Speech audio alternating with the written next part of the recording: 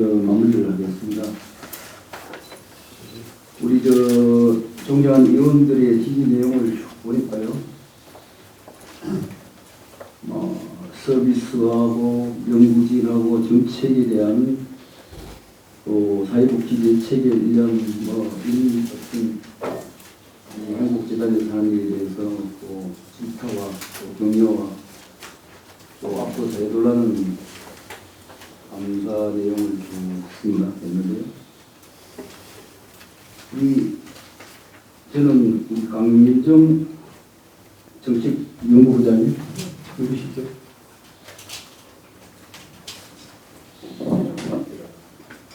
네, 아주 적고요. 지금 행복재단의 연구사들이 11명이죠? 네, 맞습니다.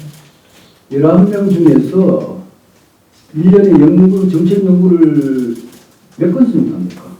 저희 기본 과제로 3건씩은 무조건 하도록 되어 있고 추가적으로 하는 경우도 있는데 개인 과제는 편차입니다. 기본적으로 의무적으로 네. 3건을 해야 된다. 네.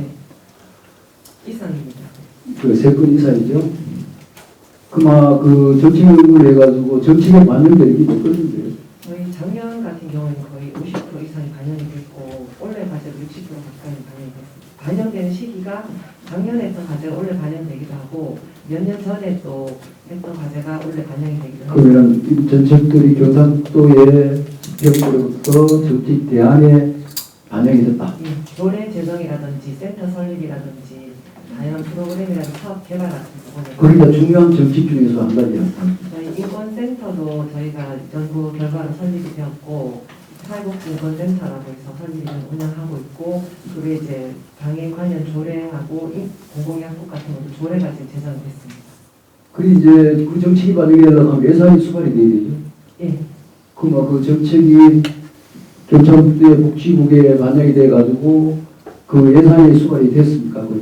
저희는 정책 연구를 마무리해서 정책 개발한 거를 도에 보내면 그 부분을 도에서 이제 예산을 반영하는 부분을 도에서 합니다.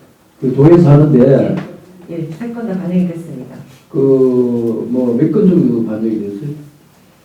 그게 중요한 거죠. 그래야 도움이 예산이 반영이 돼야 경상북도 행복재단에서 연구정책에는 연구가 경상북도 집행부에 올리면은 그게 반영이 몇 건 됐나? 그 반영이 돼야만이 그 효과가 결론적으로 정책 결과가 도민대 돌아가는 거죠. 그죠? 예, 제가 이제 그게 몇 건이 된다는 거죠.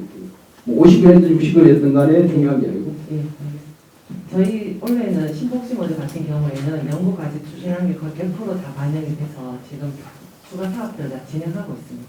조사업들이요? 예. 제 본위원장이 이제 물어보는 거를 좀 지난주 자료를 내보니까 연구라는 것은 정책에 대한이 집행부로 반영이 되려고 하면 최소한 또 9월달 내로 나야 되잖아요. 그죠? 거의 11월, 12월에 마무리가 되는 거죠. 11월, 12월에 하면 예산 집행이 다 되고 편성이 다 되고 있는데 이거는 전체 연구가 해가지고 경상북도가 그 정치 연구 과제를 예산에 집행이 되고 편성이 된다는 건 의미가 정도인데요. 네, 우리 부장님께서 강민정 부장님께서 한 50건에서 60건 한다 그랬는데요. 국장님, 예. 박성준 국장님. 예. 그러면 그 50건 60개 중에 1년에 한 2개, 3개 정도 정책에 반영됩니까? 실질적으로? 예, 지금 지난년도부터 저희들 아주 체크를 못 했고 이번에 그 11페이지에 보고드렸던 내가 중심이 되는 복지, 스마트 홈케어, 그다음에 어르신 연구원가하고 고독사 예방 요구에 대해서는 지금 저희들 이번에 그 예산으로 해서 의원님들께 보고드릴 예정입니다. 알겠습니다. 네, 알겠습니다. 제가 본위원장이 왜 이런 얘기를 하라고 하면요. 프랑스나 유럽 쪽으로 가면은 이런 유사단체, 복지단체 이런 데는요, 연구원이 너무 많습니다. 정부로부터 연구를 하면 용역을 받아가지고 서로 간에 그 전문가가 그걸 들어오려고 해요. 이렇게 많은 연구원을 두는 게 아니고, 왜? 자기가 연구원 과제가 정부로부터 정책 대안이 되면은 그 용역비부터 해가지고 자기들의 교수들의 마인드가 엄청나게 미사일로 가는 거예요. 그럼 연구원이 안 줘요. 얼마나 안 줘요. 거기 서두르려고 머리가 터져요. 그러면은 결론적으로 행복재단도 연구원이 11명이 있는데 정말 경상국가가 원하는 행복지수를 높이려고 하면 어떤 정책을 해야 돼요? 연구를 해야 된다. 여러분들이 토론을 하고 서로 간에 연구를 해야 됩니다. 내가 볼 때는요. 그런 효과가 안 보이는 것 같아요. 우리 대표사님. 예. 정말입니다. 이건 이제 신중하게 생각해야 됩니다. 예. 또 대표사님, 아까 저 존경하는 의원님이 계셨는데 직원들요. 우리 박영석 의원께서 말씀하셔서 저 깜짝 놀랐어요. 정말 이 자리에 있으면은 구급 기원이 들어가지고 몇 년 근무하면 8% 올라가야 되고 또 그 사람들이 오래 근무하면 부장이 올라가야 되고 이런 체계를 좀 만들어줘야 됩니다. 그래야 사기가 나가지고 지도로 일할 수 있는 여건이 만들어지죠. 맞죠? 예, 제가 부임하고 나서는 그동안에 굉장히 정체가 되어 있습니다. 일반 직 같은 경우에는. 제가 나고 이제 진급을 승진을 시켰고요. 내년도에 이제 또 저희들이 이제 그 통합을 앞서서 또 저희들이 또 보고 하도록 하겠습니다. 현재 우리 행복재단의 인원 몇 명이죠? 지금 정규직은 19명이고요. 예. 총 합하면은 그 대체 인력하고 다 포함해가지고 하면은 68명입니다. 68명 중에 예. 정규직이 몇 명? 정규직 19명입니다. 19명이요? 예. 그 나머지는 비정규직이네요? 예, 기간제. 기간제? 예, 왜냐하면 이제 그 위탁 사업들입니다, 거기가. 위탁 사업을? 예.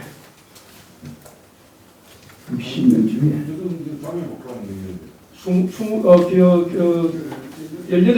18명입니다. 여기는 무기직입니다.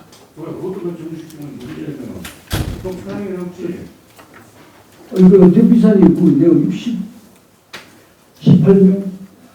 이해가 안 가는데요? 그 앞에 여기 직원들 뭐 우리 존경하는 박영선 의원님 행복하다 다 행복하다 그러는데 손 놔뒀는데. 저희들 정규직을 이제 연구원하고 관리직으로 보고 정규직. 자, 좋습니다. 예. 그 60명 중에요, 대표사님. 예. 다음에 행정복지위원회 복지국의 행정감사들이 그 자료를 60명에 68명 중에 정규직, 비정규직 해가지고 뭐 이름하고는 아예도 몇 명인데 몇 명이가 정상 보고서를 써가지고 저희 상임위원회로 올려주세요. 자료 올려주세요. 네, 그러겠습니다. 지난번에 제가 이제 보니까 앞뒤 그 여성장애인 우리 여성동 관장님 부모님 아까 그 존경하는 박영서 의원님이 공항에 있다 그러는데 그건 직원이 몇 명입니까? 지금 정규직이 18명입니다. 몇 명이? 18명입니다. 정규직 비정규직이가 몇 명이죠? 비정규직은 별도로 없고요. 없고요. 지금 뭐 대체 인력으로 저희들이 여대 직원이 많다 보니까 누가 휴직하고 그래서 대체 인력으로 일단 연분이 두 분이 있어서 그게 다 비정규직. 그러면 그 직원들이 그럼 23개 시군의 그 여성장애인들 나가지고 교육을 시킵니까? 주로 하는 일이 뭡니까? 저희들이 하는 일이 뭐 참 많습니다. 한두 가지 아니고 교육도 시키지만은 현장에 가서 장애인들이 못하는 그런 수반도 보여드리고 임신 출산 이번에 사실 우리 위원회에서 여성장애인 임신 출산 양육 지원 조례를 참 만들어 주시는데 이 자리를 빌어서 진짜 고맙게 생각합니다. 저희들은 이 임신 출산 양육 이런 사업을 한 3년 전부터 좀 해왔었습니다. 해오고 그 중에 하나가 이제 뭐 임신 만약에 여성장애인이 임신이 됐을 때는 뭐 임신 중독이라든지 임신 뭐 태아 금지라든지 또 출산을 했을 때는 우리 산부인과로 안내를 한다든지 또 출산 비용 지원 국가에서 받을 수 있는 그런 이제 비용이라든지 그런 우선적으로 우리가 안내를 해주고 나머지 부분에 대해서는 저희들이 복지관에서 해줄 수 자, 우리 관장님 그러면 그 지역에 나가서 시군별로 나가서 이제 교육을 한다 이거죠? 네, 예, 그렇게 하겠습니다. 자, 그러면요 얼마 전에 우리 존경하는 우리 박선화 위원장님이 경상북도 여성장애인 임신 출산 지원서를 만들었죠. 예, 예. 그럼 이제 그 조에 보면 제1조에 보면은 예. 이런 사업들을 비영리 단체 등에 또는 단체에 위탁할 수 있다. 위탁을 받았습니까? 아닙니다. 이 이제 11월 3일 날 제가 공포되고 시행이 되는 걸로 알고 있습니다. 예, 그래가지고 이제 위탁 받았나 싶어가지고 이제 아직 그래가지고. 못했습니다. 그러면 그거는 최선을 다해가지고 제가 한번 우리 앞에 박영수 부의장이 있는데 저하고 두 분은 그게 한번 방문을 해보겠습니다. 자, 예. 예. 뭐 저희들한테 맡기시다면 최선을 다해서 저기 확인해보고요. 예. 뭐 신뢰성이 있으면 맡기고. 자, 우리 대표이사님. 네. 작년에 뭐 교육 효율성에 관련해서 제가 한번 질의를 해보겠습니다. 그 사회복지시설의 종사자 전문 강화를 위한 교육 지원. 우리가 사업량이 총 64회가 4,620여 명이 교육을 했고, 사회복지시설 종사자 교육. 이거는 무혹한 중간관리자 리더십 향상을 위한 사회복지 마스터 과정, 다양한 유관기관의 맞춤형 교류 사업, 또 장애인 활동 지원 인력 강화 교육 등, 또 도민 어르신 대상 안전교육, 또 경북도 수탁 사업, 경상북도 공무원 인권 감수성 향상 교육. 자, 이런 것들이 결론적으로 사회복지시설의 법정 의무 교육 지원이고 사회복지법인의 고정관리 교육입니다. 또 사회복지시설 종사자 기본 소양 함량을 위한 법정 의무 교육 지원. 이 사업비가 1억 원이고요. 수행 인력이 2명. 예상을 보니까 도내 사회복지시설 유관단체 종사자 2,940명, 42회. 기대 효과. 자, 이런 내용을 하고 보니까 이건 거의 법적 근거에 의해서 교육을 했습니다.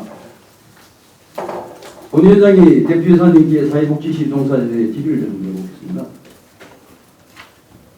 경상북도 민국재단에서 사회복지시 종사자와 관련하여 여러 교육 사업을 하고 있죠. 네, 그렇습니다. 예. 경상북도에서 매년 시설 종사자에 대한 회계 처리, 또 학대 등의 문제가 끊임없이 발생하고 있는 거 알고 있죠? 네. 알고 있습니까? 그 보조금 관리 교육 저희들이 이번에 시행했습니다. 보도로 할 때군요. 보조금. 보조금. 예. 예. 그 작년 말에 보면 김천의 복지시설의 종사자들이 입소자 집단 폭행, 언론에 수없이 보도되고 있는 안동 선산제약원에서 노인 폭행에서 시설 폐쇄됐죠. 네, 알고 있습니다. 본 위원장이 행복재단의 시설 종사에 대한 교육이 형식적이고 실용성이 없기 때문에 이런 현상이 나온다고 생각하고 있습니다. 그런데 행복재단이 제출한 자료를 보면요, 시설의 필수 교육이 이수 부담 완화 및 종사자 역량 강화를 법정 의무 교육 지원 사업에 크게 기대 효과를 했다. 이거를 내세우고 있다. 이것만 봐도 행복재단의 교육이 얼마나 무명무실했는지 저는 본 위원장이 볼 때 알 수가 있는데, 행복재단에서 내용을 보니까 정말 기대하고 잘했다. 여기 우리 존경하는 의원님들이 이거를 믿을 수 있겠나 저는 대표이사님께 말씀을 드리고요. 재단의 조직 열조차 교육 효과가 없다고 생각하는데 이 교육이 무슨 교육이 도움이 되겠습니까?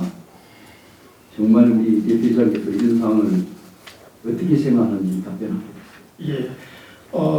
저희들의 교육은 서비스 품질 관리를 위해서 반드시 필요하다 생각합니다. 네. 또 위원장님 말씀하시는 거는 이제 그 사회복지시설의 법정 의무 교육입니다. 이거는 이제 저희들이 1,500명을 하다가, 왜냐하면 사회복지시설이 법정 의무 교육을 받지 않으면 자기들이 직접 가서 받아야 되고 또 예산도 들어가게 하기 때문에 저희들이 신청을 열면 신청 오픈하자마자 바로 마감되는 그런 수준에 있습니다. 그래서 저희들이 작년에 이제 올해 더 늘려서 3,200명을 했고요. 그리고 또 크게 보면 이렇게 되어 있습니다. 저희들이 평생교육원이라는 운영을 하고 있고요. 평생교육원 안에 보면은 사회복지 마스터 과정이라든지 장애인 활동 그 직원 인력 역량 강화 교육이라든지 한 6개 과정이 있습니다. 거기에 원래는 이제 뭘 했냐면 맞춤형 교육 협력 사업이라 해서 시각장애협회하고 농아협회하고 그다음에 장애인 직업 재활 협회 분들이 못 나오시니까 우리가 찾아가서 권역별에서 안동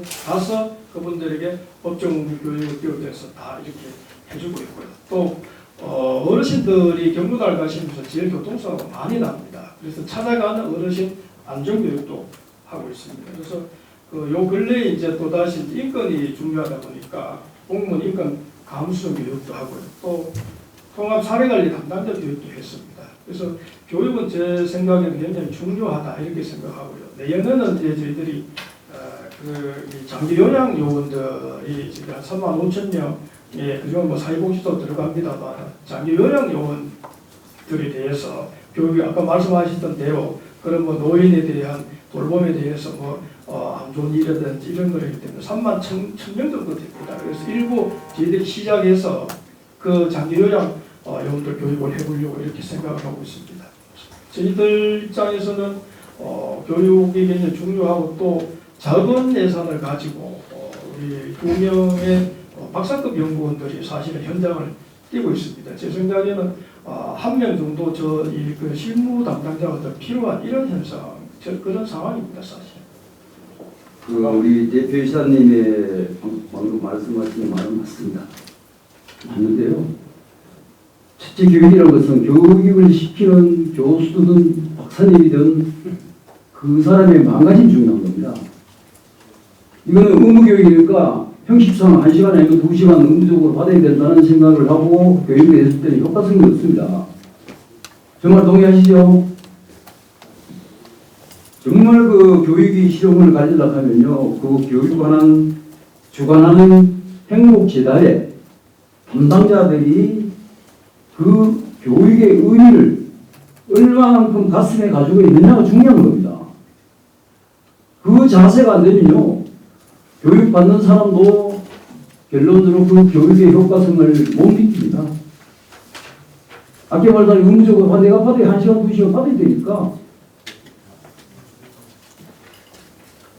또 교육이 아무리 도움이 안 됩니다. 그죠? 교육받는 사람들이 그저 이제 도민들에게 행복재단에서 실직 채우려고 그 과제 채우려고 또 예산을 맞춰서 살려고 그런 교육은 앞으로 여기 계신 우리 행복재단 직원들이 있는데 이사장님이 한 번 더 교육을 시켜가지고 교육하는 분들인데 마음의 의미를 가지고 아까서도 얘기했지만은 교육시키는 교수들이 선생님들이 마음가짐을 어떻게 하느냐 꼭 교육을 한번 해주기를 부탁드리겠습니다. 예, 제가 교육을 거의 90% 이상 나가고 있습니다. 그래서 사실 그분들한테 인사할 때에 그냥 형식적으로 와서 앉아있어도 시간을 지나가지만 오늘 교육에서 조금 더 리마인드하고 다시 돌아가서 생활하시는데 때부터 좋겠다 그렇게 합니다만 위원장님 말씀하시는 대로 저희들이 그렇게 짤 때 교수들하고 해서 그걸 하겠습니다. 대표이사는 다 공감합니다. 공감하는데요. 제가 이 원장을 볼 때 아무리 좋은 교육이라도 교육시키는 본인이 선생님이 그런 마음 자세를 안 가지면은 경상북도 교육받는 도민들의 행복은 있을 수가 없습니다. 동의하시죠? 예, 그렇습니다. 예. 대표이사님이 아무리 잘한다 해도 도민들이 행복재단에서 교육과 모든 것이 잘하고 있다. 느껴야 되는데 아직까지는 거기에 도달 못했다. 지금 말씀 명심하시고 마무리하겠습니다. 예,